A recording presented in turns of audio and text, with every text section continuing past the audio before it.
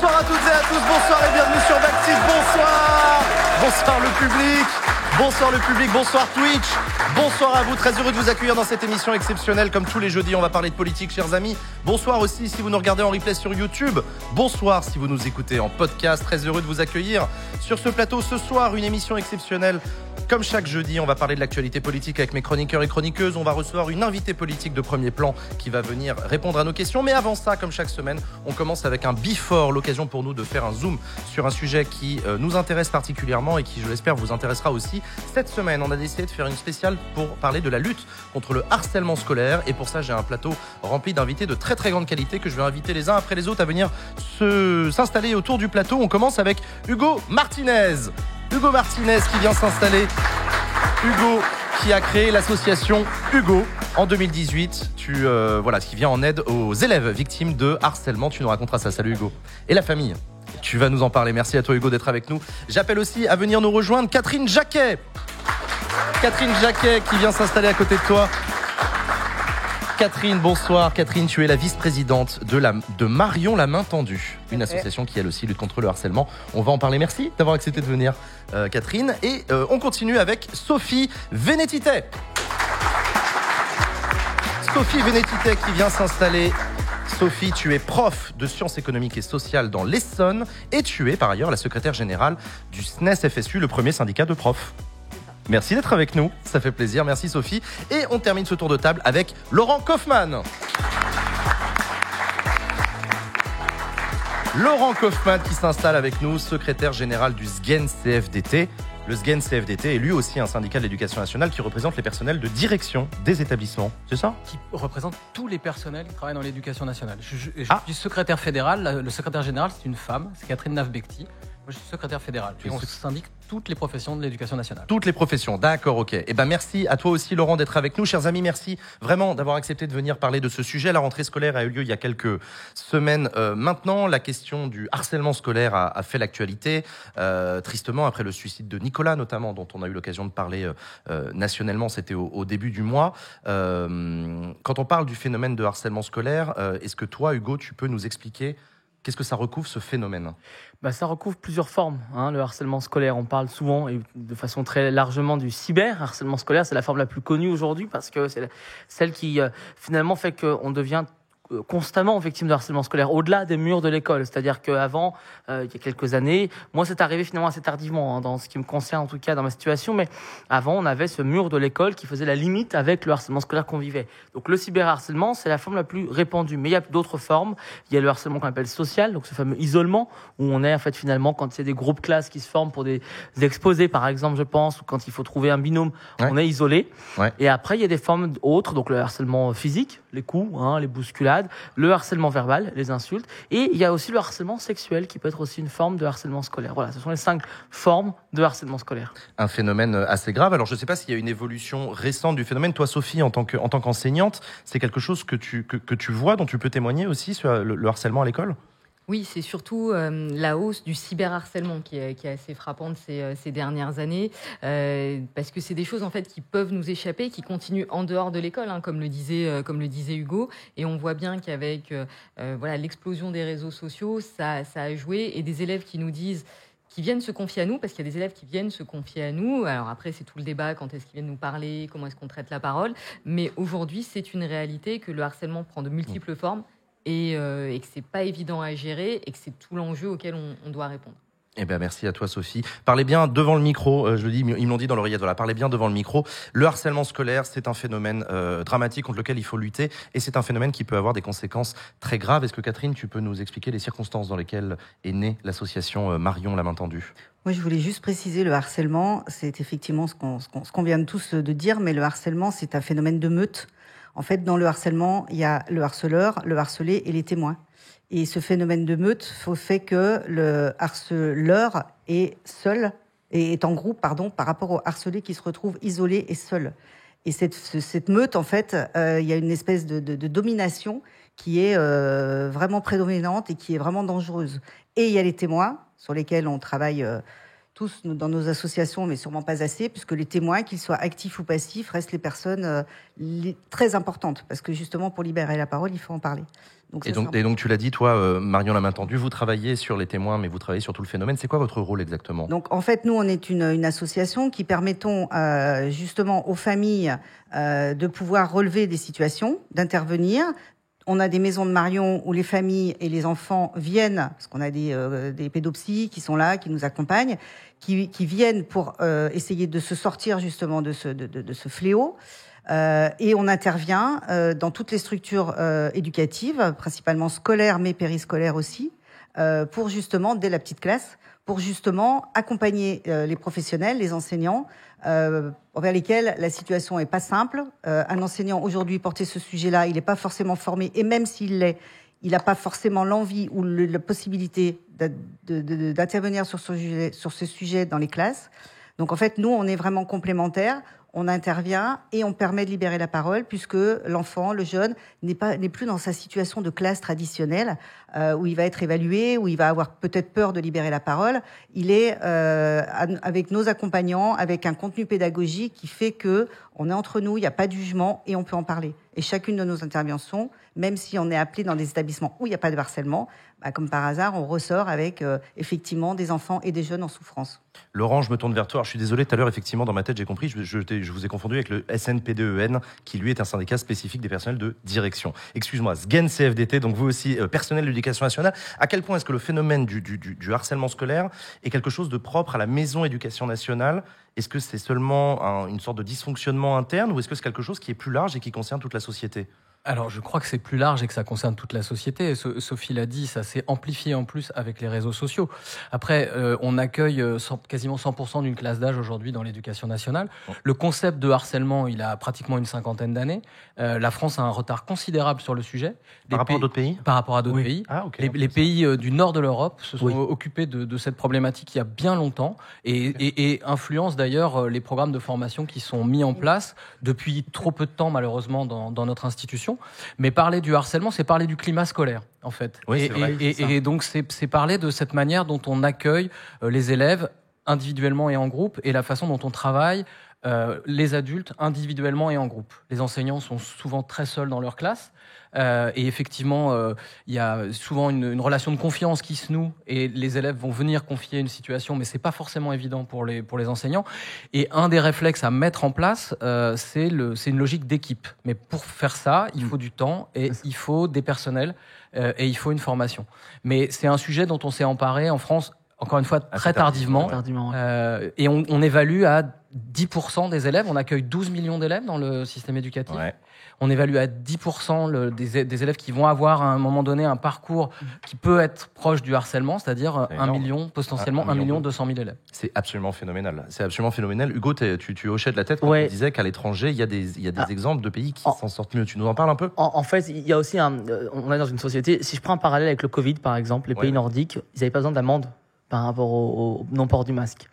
Donc c'est vrai qu'en fait il y a beaucoup de méthodes qui existent, notamment dans les pays nordiques. Au Danemark, le ministre y est allé en immersion la semaine dernière, mais je crois qu'il faut faire attention et le porteur lui-même de cette méthode qu'on appelle la méthode PICAS, la préoccupation partagée, qui est la méthode un peu phare au-delà des cours d'empathie, le disait en 2021, avant qu'il malheureusement, j'ai eu l'occasion de le rencontrer lors du Forum mondial contre le harcèlement scolaire, avant qu'il ne disparaisse. De qui tu parles ? Anatole Pikas, qui est vraiment le créateur de la méthode de la préoccupation partagée, qui est vraiment la méthode utilisée aujourd'hui de façon un peu modèle. Il disait il y a deux choses. D'abord, la méthode que j'ai créée, elle a été créée en 1980, quand il n'y avait pas les réseaux sociaux. Première chose. Ouais. Deuxième chose, cette méthode, elle a été créée pour des sociétés nordiques qui sont très civilisées. Je ne dis pas que nos sociétés ne sont pas civilisées, mais en tout cas qui savent de façon plus autonome respecter les lois. Que nous, nos pays méditerranéens, forcément, on a un peu plus tendance à avoir besoin de ce cadre, on va dire, qui n'existe pas forcément dans les pays nordiques. Donc, il faut faire attention. Moi, je rêve et je sais que le ministre va relancer la recherche universitaire sur le sujet. On pourrait peut-être en parler peut-être avec la ministre. On va en parler. Va relancer le sujet de faire, en tout cas, ce travail de pouvoir créer une méthode à la française sur le sujet du harcèlement scolaire et adaptée à nos sociétés. Et une petite chose. Vous avez tous Catherine Champry, vas-y. Si je peux me permettre, c'est que au Danemark, la taille du pays n'est pas la nôtre. Oui. Donc, on peut pas fonctionner de la même manière. Et par contre, dans ces pays nordiques, ils ont une chose qui est extrêmement importante. C'est pour ça que Gabriel Attal y est allé. C'est qu'ils ont mis en place des cours d'empathie. Enfin, ils travaillent autour de tous les comportements psychosociaux. Ça, c'est un vrai exemple. Ça, c'est un vrai exemple pour nous tous. Tous, demain, dès la maternelle. Accompagner le vivre ensemble. Comment est-ce qu'on travaille ensemble? Comment est-ce qu'on se positionne avec soi-même? Comment est-ce qu'on ressent, qu'on ressort ses émotions? Comment est-ce qu'on s'intègre dans un groupe? Et ça, ces pays-là sont extrêmement avancés. Et ça, c'est un bel exemple. C'est une référence intéressante, effectivement. Vous avez tous, à un moment ou un autre, évoqué la particularité des réseaux sociaux, en fait. Les réseaux sociaux, c'est une particularité. C'est-à-dire que dans sa poche, dans son téléphone, la victime de cyberharcèlement rentre à la maison avec le cyberharcèlement qui la suit. Ça, c'est ce que t'expliquais, Hugo. Oui, c'est-à-dire que c'est permanent, même les vacances scolaires d'été. On oublie souvent cette période. En fait, c'est une période où on parle même plus de harcèlement scolaire. Alors là, cette année, ça a été particulier parce qu'il y a eu quelques cas qui sont remontés pendant les vacances scolaires. Mais je trouve que c'était assez intéressant. Alors, bien sûr, triste pour la famille concernée, mais assez intéressant de se resensibiliser cet été. C'est-à-dire que le harcèlement scolaire, il s'arrête pas, même pendant les vacances scolaires. Non, juste, je voulais revenir, moi, sur les chiffres, en fait, qui sont évoqués. En effet, le ministre va réactualiser ces chiffres, parce que ce sont des chiffres qui datent de 2010, qui n'ont pas été... Sur le phénomène, les 10%, ce sont des chiffres qui datent de 2010. Il était temps qu'on les réactualise, ces chiffres, parce que là, le ministre l'a dit hier, on a un flot de témoignages qui arrive, 3 fois plus de témoignages par rapport à la rentrée 2022, en septembre. Et là, ce formulaire d'auto-évaluation va être distribué à tous les élèves de France, à partir de la CE2, et ça va être entre 8 et 9 millions d'élèves concernés par ce formulaire, le 9 novembre. Et ça va permettre d'avoir un scope plus concret de ces chiffres, et ça va être 2 fois par an. Donc c'est vraiment quelque chose d'assez inédit, et je pense que de toute façon, tout ce qui se mesure pas n'existe pas. Donc il fallait qu'on mesure et qu'on puisse voir l'évolution et voir vraiment l'impact en chiffres du cyberharcèlement. Je me tourne vers toi, Sophie, parce que vous, les profs, on connaît la difficulté de votre métier, mais accueillir la parole d'une victime, mettre en place ce qu'il faut probablement mettre en place pour l'accompagner, mettre fin au harcèlement, etc., ça demande du temps, ça demande de l'énergie. Est-ce que ça fait partie de votre fiche de poste de prof? Est-ce que vous avez le temps? Est-ce que vous avez les moyens? Alors, ça doit faire partie de ce qu'on peut faire, puisqu'après tout, on noue aussi une relation de confiance avec les élèves. Donc, on sait qu'il y a des élèves qui vont venir se confier à nous. Il y a des élèves qui vont préférer se confier au conseiller principal d'éducation, à l'infirmière, au surveillant. Mais oui, on sait qu'il y a des élèves qui vont venir se confier à nous. Moi, ça a été le cas. Il y a une élève, il y a 3 ans, qui est venue se confier à moi à la fin d'un cours. Et la grande solitude qui est la nôtre, c'est qu'on n'est pas préparé à ça. C'est un problème de formation en partie, C'est un problème de formation. Il faut se rendre compte ce que ça veut dire, un ou une élève qui vient à la fin du cours et qui vient vous dire avec ses mots, avec son émotion, avec ses doutes, qui vient vous dire voilà ce qui se passe. Et nous, on n'est pas préparé à ça, on n'est pas formé. Moi, ça va faire 14 ans que j'enseigne. Je n'ai jamais eu une seule formation sur la question du harcèlement. Donc oui, on peut jouer un rôle. On ne peut pas le jouer tout seul, parce que la lutte contre le harcèlement, c'est une question d'équipe. Il faut que les élèves entendent que oui, on est là pour recueillir leurs paroles, mais on sera là en équipe. Parce que tout seul, on est complètement démunis et on ne peut pas être efficace. Et dans les réponses qui doivent être apportées là très rapidement, c'est la nécessité d'avoir tout simplement plus d'adultes dans les établissements scolaires et plus d'adultes formés. Parce que cette grande solitude, je crois qu'on l'a toutes et tous ressenti quand un élève est venu se confier à nous. Et ces derniers jours, Hugo parlait de la libération de la parole. Je crois que le ministre en a parlé aussi hier. Nous, depuis quelques jours, on a des retours de nos collègues conseillers principaux d'éducation qui nous disent on est submergés par des témoignages, mais on est tout seul et on ne sait pas quoi en faire. Et c'est absolument terrible. Alors, il y a... Mais je t'en prie, Laurent, vas-y. L'école peut pas et ne doit pas rester seule sur ce sujet-là. Nous, au SGEN CFDT, on est quand même assez sur l'idée d'un projet éducatif de territoire. C'est-à-dire qu'il y a du relais, enfin, il y a des choses qui se révèlent à l'école, il y a des choses, Hugo l'a très bien dit, mais il y a des choses qui commencent le week-end sur les réseaux sociaux, qui arrivent au collège le lundi, qui explosent, et en fait, il y a toute une partie invisible qu'on comprend pas. Il va falloir un peu de temps pour déplier ça.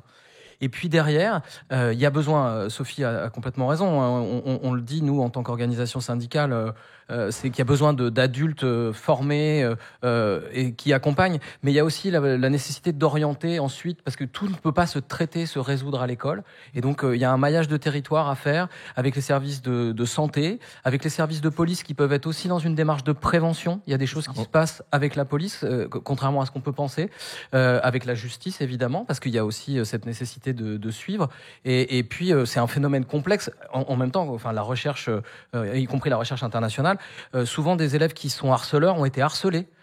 Et ça, c'est quelque chose. C'est très bien de développer un volet sanction, c'est important, mais il faut comprendre aussi un peu ce qui se passe, c'est-à-dire à un moment donné dire stop. Mais il y a des parcours d'élèves qui, à un moment donné, ont été victimes de ça et reproduisent quelque chose. Donc c'est vraiment complexe et l'école ne peut pas et ne doit pas rester seule avec ça. Et il y a une forme de réponse, je te donne la parole tout de suite, il y a une forme de réponse à une question que je me posais sur oui, mais attention, ne mélangeons pas tout, l'éducation, l'école est faite pour enseigner, c'est aux parents d'éduquer, c'est pas la même chose, on sépare les choses. Qu'est-ce que tu réponds à ça, Hugo ? Je voudrais reprendre l'exemple qu'on a développé, nous, notamment dans le Rhône, à Mordan, c'est une ville au sud de Lyon, on a développé un modèle unique en France, et j'ai soumis cette idée au gouvernement, et notamment à la Première ministre hier à Matignon. À Mordan, on a développé un modèle assez unique, où en fait, on a mobilisé toute la ville.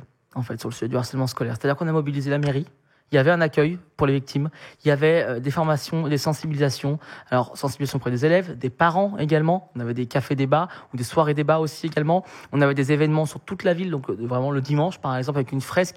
En fait, on a montré que le harcèlement scolaire, la réponse, elle ne se fait pas qu'à l'école. Je crois que c'est aussi le sens de la réponse hier du plan interministériel. Et puis deuxième chose, sur la question en effet des harceleurs, je crois qu'il ne faut pas les stigmatiser.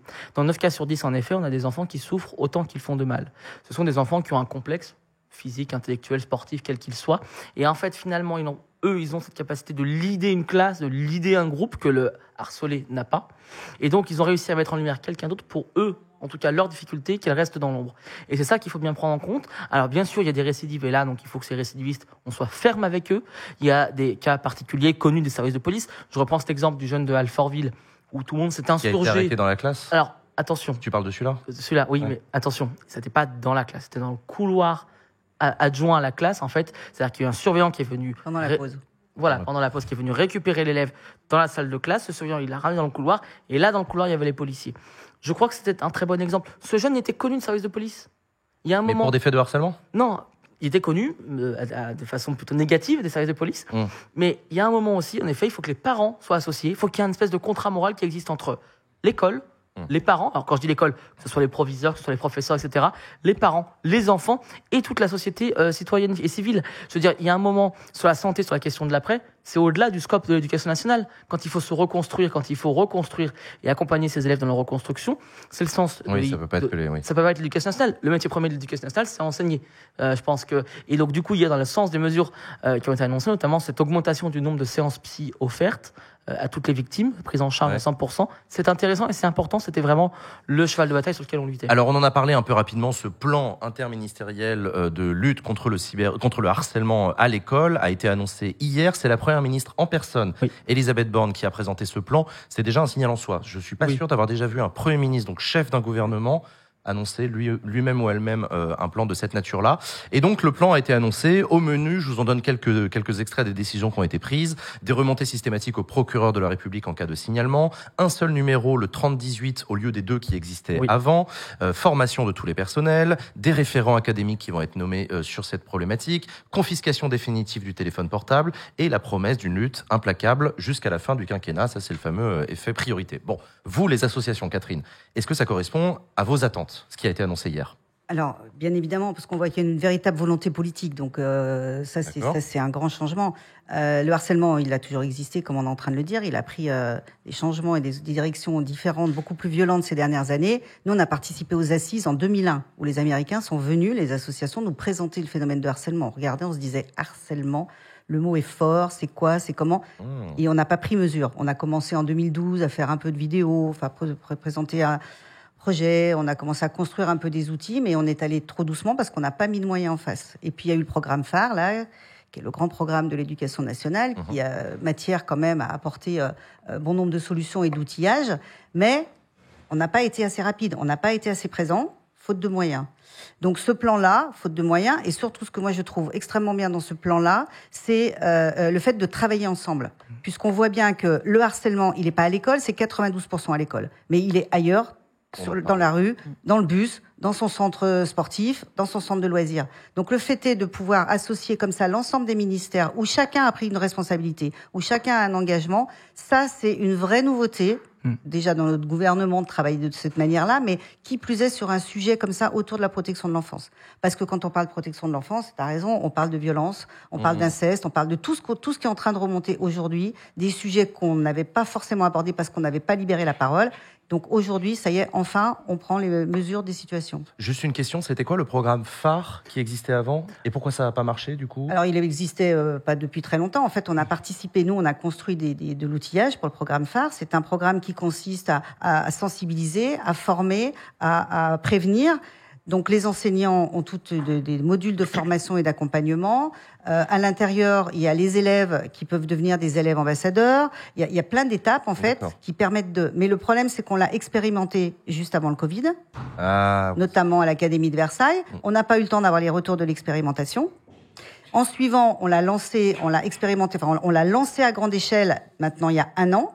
Et quand on voit effectivement, vous serez mieux placé que moi pour en parler, mais le nombre d'écoles et d'établissements, c'est impossible en 1 an. Il y a un peu plus longtemps, en fait, ça fait 3 ans, mais c'était d'abord sur les écoles, puis sur les collèges, et là, il va arriver sur les lycées. Mais voilà. Et c'est l'idée d'avoir dans chaque établissement 5 personnels. Et là aussi, c'est une logique qui est intéressante parce que c'est une logique intercatégorielle. C'est-à-dire que ça ne repose pas que sur les épaules des enseignants, que sur les épaules des CPE. Alors, encore une fois, il faut des établissements où on a des équipes complètes et constituées, mais ça peut être un assistant d'éducation, une assistante sociale, un CPE, un enseignant, et avec l'idée de aussi pour moi, c'est quelque chose d'absolument essentiel sur lequel l'institution scolaire française doit progresser, c'est la prise en compte des élèves.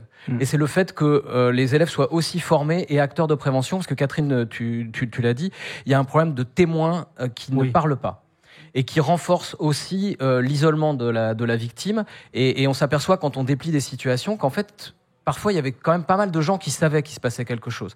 Et je crois qu'il faut apprendre ça. Aujourd'hui, ça s'apprend, on se forme. Et encore une fois, on n'est pas plus bête que les autres. Mais puisqu'on a pris du retard, regardons comment on fait les autres pays.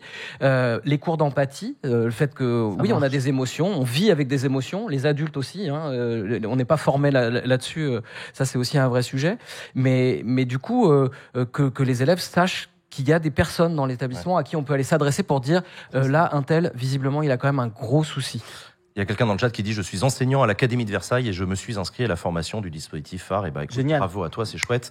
L'Académie de Versailles étant l'académie qui a fait partie de l'expérimentation. Oui, absolument.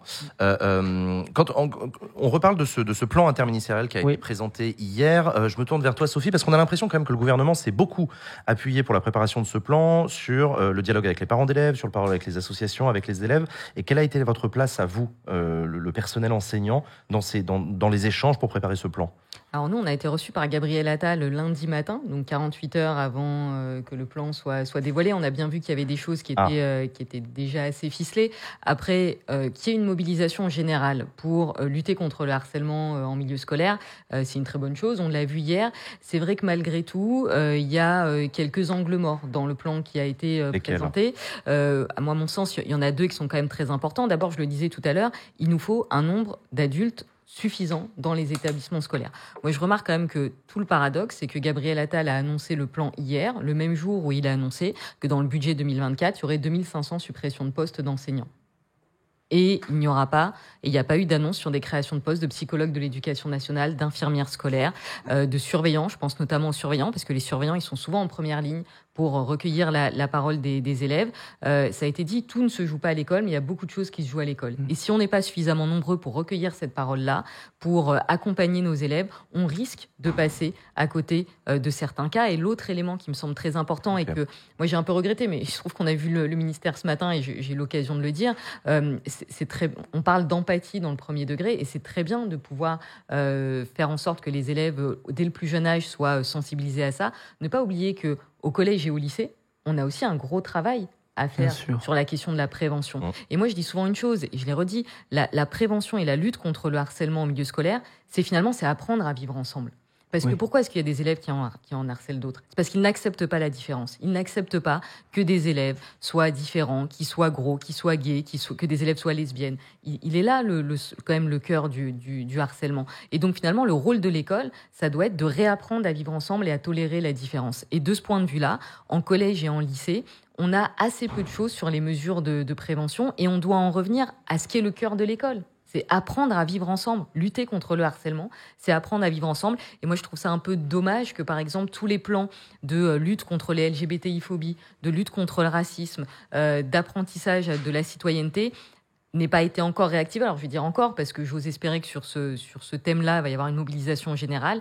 Mais c'est quand même des points sur lesquels il va falloir que le ministère travaille très vite. Des embauches, le nombre d'adultes et la prévention à tous les âges, et pas seulement chez les plus petits, parce qu'il se passe des choses très dur en collège. Oui. Il ne faut pas l'oublier. Il se passe des choses très dures en collège et il ne faut pas oublier cette situation-là. Ces fameux cours d'empathie dont on a parlé, dont beaucoup de gens parlent sans absolument savoir ce que c'est, moi je vais poser la question, qu'est-ce que c'est et qui va les donner ? Alors, qui va y donner ça va être notamment, je crois que Gabriel Attal a mobilisé dès ce matin le Conseil supérieur des programmes, il me semble, qui va travailler sur le contenu de ces cours spécifiques d'empathie. L'empathie, c'est quoi ? C'est notamment quand on est derrière un écran, que du coup, on n'a pas la personne en face. Comment est-ce qu'en tant qu'élève, le message, la vidéo ou la réaction que je vais lui envoyer, comment est-ce qu'il va la prendre finalement ? Comment est-ce que moi, si j'étais à sa place, comment est-ce que je réagirais ? C'est se projeter la place de l'autre, en fait, de l'élève qui était en face. Alors ça, sur le cyber, mais dans la cour de récréation au sens figuré, bien évidemment pareil. Ouais. C'est de se dire, en fait, moi, si je me mettais à la place, comment est-ce que je réagirais ? Est-ce que je le prendrais bien ? Si je le prends mal, c'est qu'il y a quand même de fortes chances que le jeune camarade à qui je le fais, il le prenne aussi mal. C'est vraiment ça l'empathie. D'accord. Et c'est vraiment de travailler ça dès le plus jeune âge, avec la question aussi de la gestion des émotions, d'exprimer ses émotions. Comment est-ce que j'envoie ces messages à mon interlocuteur, en tout cas mon camarade en face. Tout ça, c'est un ensemble et c'est ce qui devrait en tout cas être travaillé. Donc les programmes vont être affinés là avec le Conseil supérieur des programmes. Mais je crois que c'est vraiment le sujet, en tout cas, principal. Je voudrais juste revenir sur une deuxième chose également. Vas-y, Hugo. Il y a beaucoup à dire et sur le sujet. Sur la question, en fait, de la prévention, je crois qu'il faut pas aussi oublier la question de l'après. Et c'est ce qui est intéressant dans ce plan interministériel, c'est que malgré tous les efforts, malgré tout ce qu'on mettra comme moyen sur la prévention, on aura toujours des victimes. Je crois que c'est vraiment en fait la réalité qu'il faut se dire, c'est que je ne veux pas être alarmiste, c'est pas l'idée, mais le harcèlement scolaire a toujours existé, il existera toujours. Et ce sont ces victimes qu'il faut qu'on prenne en charge aussi, parce que on le voit bien, Nicolas, il a parlé, la prévention elle a marché puisqu'il a parlé. Ouais. Mais c'est nous adultes qui n'étions pas au rendez-vous. Donc je crois que c'est vraiment quelque chose d'important, c'est comment est-ce qu'une fois qu'il y a une victime qui est détectée, qui est diagnostiquée, et c'est là où justement dans le plan il y avait ce volet 100% solution, c'était vraiment l'une des ambitions du plan, c'est comment est-ce qu'on répond à tout cela. Je crois que c'est vraiment l'enjeu sur lequel il faut travailler. Et en effet, je rejoins tout à fait le sujet de dire, on parle beaucoup des plus jeunes âges et du collège, mais il y a aussi des choses au lycée qui se passent. Et je rajouterais même de dire que le harcèlement scolaire ne se ferme pas aux portes du bac. On oublie souvent de parler du harcèlement scolaire en post-bac, mais c'est d'autant plus important qu'en fait, dans le post-bac, il y a de plus en plus d'alternances, de stages, etc. On a des jeunes, on le voit, qui sont confrontés à l'école ou à l'université au harcèlement scolaire et au travail, au harcèlement au travail. C'est difficile. C'est intéressant. Mais je crois qu'il ne faut pas l'oublier. Y a aussi, moi je vous entends parler depuis tout à l'heure et il y a un consensus là autour de ce plateau sur la nécessité de réapprendre le vivre ensemble, de donner des cours d'empathie. J'ai parfois l'impression qu'on est face à un débat public qui se braque et qu'on va très rapidement objecter à ça en disant mais attendez là toutes vos histoires. Le but de l'école, c'est d'abord d'apprendre à lire, écrire, compter, les maths, tout ça. Est-ce que vous n'avez pas l'impression qu'il y a une partie du débat public autour de l'école qui est en train de revenir en arrière sur des avancées qui pourtant avaient l'air un peu gravées dans le marbre ? Je ne sais pas, quand vous entendez parler d'uniforme à l'école, est-ce que c'est quelque chose que vous soutenez ? Est-ce que ça vous fait doucement sourire ? Je ne sais pas. Oui, ça fait... en tout cas, en ce qui concerne l'uniforme à l'école, mais je crois qu'on se rejoint sur cette situation-là. Quand on agite la question de l'uniforme, on ne traite pas des vraies questions que connaît l'école. Aujourd'hui, l'école, elle est confrontée à des situations de harcèlement en milieu scolaire, elle est confrontée à de l'échec scolaire, elle est confrontée à de la violence. Et effectivement, c'est un défi qui est phénoménal, qui est posé à tous les personnels de l'éducation nationale, mais aussi à toute la société. Et c'est vrai que plutôt que d'agiter ces pseudo-solutions, on aimerait bien avoir un vrai débat public, et je dirais même un vrai débat politique sur ce qu'est l'école aujourd'hui. On ne l'a pas beaucoup, il est souvent très, très réducteur, mais si on veut vraiment poser les vraies questions et y répondre, c'est que veut-on faire de l'école demain ? Est-ce qu'on veut en faire un lieu où les élèves apprennent, où les élèves s'émancipent, où les élèves apprennent à vivre ensemble ? C'est un peu toutes ces questions auxquelles on doit répondre. Nous, on pense à l'école, on peut faire tout ça. À l'école, on a des choses à apprendre, des savoirs à apprendre pour savoir se débrouiller dans la vie, mais c'est aussi le lieu où on apprend à vivre ensemble. Et ça, c'est une ambition qu'on doit pouvoir porter avec, bien évidemment, suffisamment d'adultes, avec aussi de la considération, parce que l'école, elle manque souvent de considération. Moi, dans le débat public et politique, le nombre de fois où les profs deviennent les responsables et les boucs émissaires de tous les maux de la société, c'est aussi pesant quand on est prof. Et je pense qu'il faut que tout le monde l'entende. On essaye de faire beaucoup de choses. On est souvent démunis, on est souvent seul. C'est le cas sur la question du harcèlement. Mais il faut vraiment qu'il y ait une mobilisation générale autour de l'école, qu'on lui donne les moyens de fonctionner. et qu'on entende aussi un peu ce message-là, plutôt que de nous dire tenez, mettez tous un uniforme et tout ira pour le mieux dans le meilleur des mondes. Laurent. Moi, je partage le point de vue de Sophie sur la nécessité d'un débat politique au vrai sens des choses qu'on doit construire ensemble. On a aussi un système éducatif extrêmement sélectif qui dit pas son nom. Le collège est une énorme machine de tri social, et on ne le dit pas. On a des programmes qui sont peu adaptés à une grande partie de la population scolaire. Ça revient à des questions de formation initiale, de formation continue, mais c'est des vrais enjeux, et c'est des sujets qu'on lève. Si on décide d'en parler et de prendre des décisions, on ne changera pas les choses demain matin, mais par contre, de décider de s'en emparer et de regarder, de se donner des directions pour dans 5 ans, pour dans 10 ans. Nous, ce qu'on a dit au SGAN CFDT, au ministre en début de semaine, c'est que c'était quand même étonnant qu'aucun adulte, professeur du premier degré, professeur du second degré, n'ait une formation en développement psychologique de l'enfant. Juste comment ça se passe quand c'est normal. En fait, ça fait pas partie de la formation initiale des enseignants. Moi, j'ai fait d'autres métiers, alors d'autres métiers que l'école, mais d'autres métiers que personnel de direction dans l'institution. J'ai été CPE, et quand j'étais CPE, il y a 25 ans, en formation initiale, on avait une formation sur la psychologie de l'adolescent que nos collègues enseignants n'avaient pas. Et on n'avait pas tellement de formation commune avec les collègues enseignants avec lesquels on allait travailler une fois qu'on aurait fini notre formation. Mais ça, ça veut dire, comme dit Sophie, c'est un débat politique, ça veut dire des moyens, ça veut dire d'investir, et c'est le premier budget de l'État, l'éducation, donc c'est vraiment une première administration d'Europe. Voilà. Mais il y a des choses, on a tous un travail à faire là-dessus, et puis c'est un problème de société. Il y a aussi à discuter avec les parents d'élèves. Oui. Quel est le rôle des parents dans l'accompagnement, dans l'éducation, et quelle place l'école fait aux parents, parce que c'est souvent aussi. Oui, la communauté éducative. On est facilement enclin à convoquer des parents plutôt qu'à les inviter. Enfin voilà, on a nous un travail à faire là-dessus qui me paraît important. Je pense qu'on est arrivé au bout d'un système avec le ministère de l'Éducation nationale qui doit se réadapter, s'organiser avec aujourd'hui l'évolution de la société, l'évolution de nos enfants. On est resté sur un système de réussite. On a oublié justement d'intégrer toutes ces compétences psychosociales. On oublie de faire en sorte que les enfants, entre eux, doivent s'aider, s'accompagner. C'est pour ça, pour en revenir sur le harcèlement, malheureusement, on doit passer par des sujets comme le harcèlement pour se rendre compte des failles du système.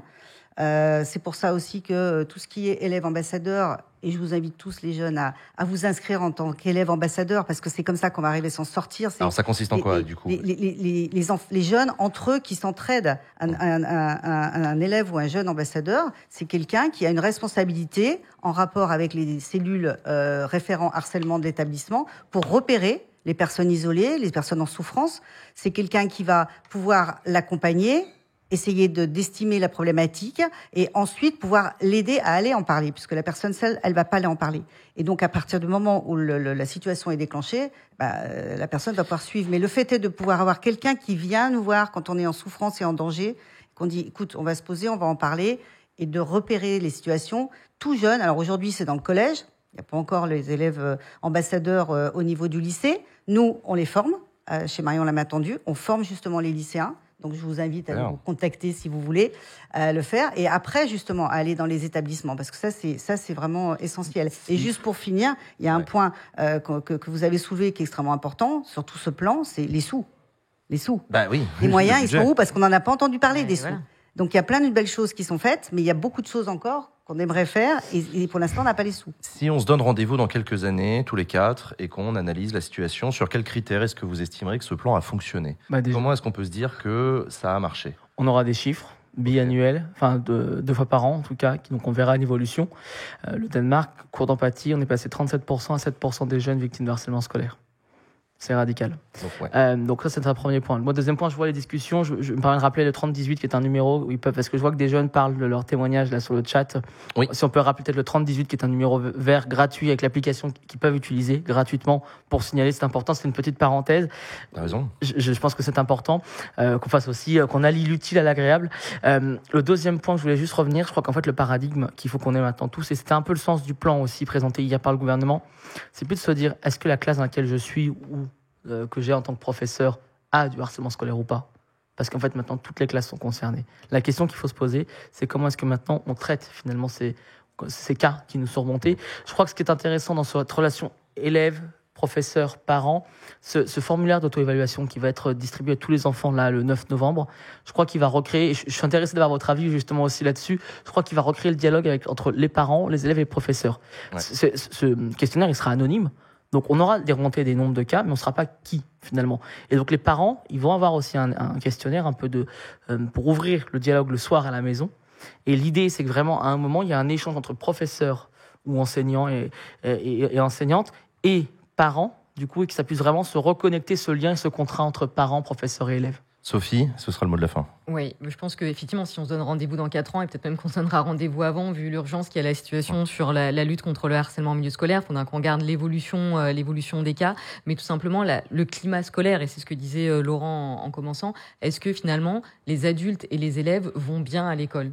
Je pense que ça sera ça un élément important avec le nombre de cas, avec le nombre d'élèves dans les classes, avec le bien-être aussi de toute la communauté éducative dans les établissements scolaires. Et tout à l'heure, on parlait de débat politique. Finalement, le débat politique, il est là. Est-ce qu'on va continuer à accepter longtemps d'avoir une école où il y a du harcèlement au milieu scolaire, où il y a 35 élèves par classe, où on a les classes les plus chargées et où tout le monde souffre en fait. Les élèves souffrent d'être dans des classes chargées. Les profs souffrent d'avoir des classes les plus chargées d'Europe et où ils ne peuvent pas faire leur travail et détecter ce qui ne va pas. Donc si on se donne rendez-vous dans 2 ou 4 ans, c'est de voir bien évidemment les chiffres, mais aussi je dirais le côté humain. Parce que notre école, elle doit d'abord être humaine et aujourd'hui, elle ne l'est pas. Merci à tous les 4. Je rappelle l'asso-hugo.fr, vous pouvez découvrir. Marion la main tendue, vous pouvez là aussi vous engager, devenir ambassadeur dans vos établissements scolaires. On rappelle le numéro de téléphone, le 30 18. N'hésitez surtout pas à l'appeler. C'est gratuit, c'est anonyme. Si vous avez besoin si vous ressentez le besoin de témoigner et de vous faire accompagner et aider, n'hésitez surtout pas. Bonne année scolaire à tous les deux. Bon courage. Merci à tous les 4 d'être venus sur ce plateau. C'est la fin de ce Before. On se retrouve après un générique pour le début de l'émission. À tout de suite.